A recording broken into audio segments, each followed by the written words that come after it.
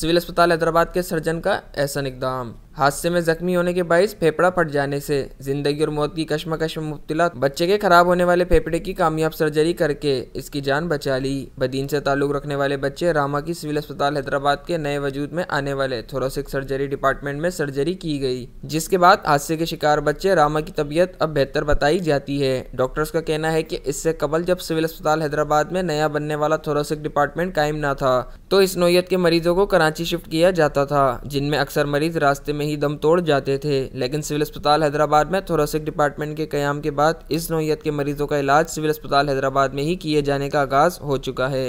Accident हो गया, भैंस अचानक सामने से ही टकरा गई, उसके बाद हम बेहोश हो गए, फिर हमको यहाँ लेके आए।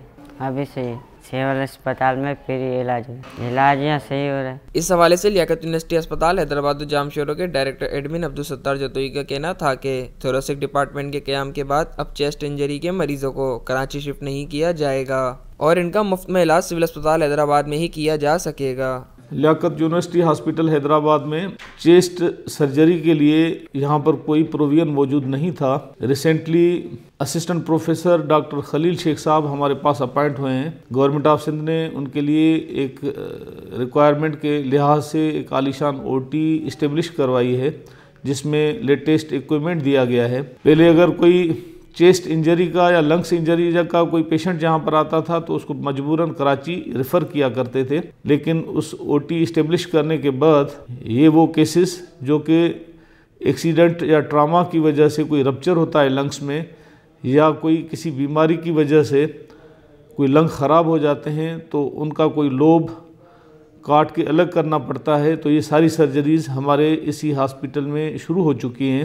रिसेंटली नौजवान बच्चा बदीन से ताल्लुक़ रखने वाला किसी एक्सीडेंट में उसके लंग में उसके फेफड़े में रप्चर हो गया था, वो हमारे पास ले आए। उसको वहाँ से ब्लीडिंग हो रही थी और उसकी लाइफ ख़तरे में थी। अगर उसको कराची भी रेफ़र किया जाता तो वो कराची तक भी ना पहुँच पाता। हमारे डॉक्टर खलील शेख साहब ने उसकी सर्जरी की यहाँ पर और पेशेंट रिपेयर होने के बाद, उसका लंग रिपेयर होने के बाद बच्चा अब ठीक हो गया है और रोज़ाना इम्प्रूव कर रहा है। अल्हम्दुलिल्लाह ये हमारे लिए बासे फ़ख्र है। ऐसे केसेस अगर प्राइवेट किसी हॉस्पिटल में होते हैं तो कम अज़ कम उसके अटेंडेंट को 4 लाख रुपया से भी ज़्यादा ख़र्चा करना पड़ता, और ये इसी हॉस्पिटल में हर इन्वेस्टिगेशन, हर टेस्ट और ऑपरेशन सब कुछ फ्री ऑफ कॉस्ट हुआ है। इस हवाले से थोरेसिक सर्जरी वार्ड के रजिस्ट्रार एडमिन अली गौहर कायम खानी का कहना था कि ये हमारे पास पेशेंट आया था रामा, एज इसकी 12 साल है और ये हमारे पास 13 तारीख को रात को एडमिट हुआ था। इसका एक्सीडेंट हुआ था। ये पेशेंट जब हमारे पास आया तो इसको चेस्ट में सीवियर इंजरी थी, जिसके बाद इसको हमने असेस करने के बाद इसको हमने चेस्ट ट्यूब डाली थी राइट साइड पे। तो जब हमने चेस्ट ट्यूब डाली तो उसमें जो है 1500 ml ब्लड आ गया था, जिसके बाद हमने इसको ऑप्टिमाइज़ करके जो है 14 तारीख की सुबह इसका ऑपरेशन किया, ओपन थोरेकॉटमी की ऑपरेशन किया था डॉक्टर खलील अहमद शेख ने, जो कि इंचार्ज हैं थोरेसिक सर्जरी डिपार्टमेंट के लियाकत यूनिवर्सिटी हॉस्पिटल हैदराबाद।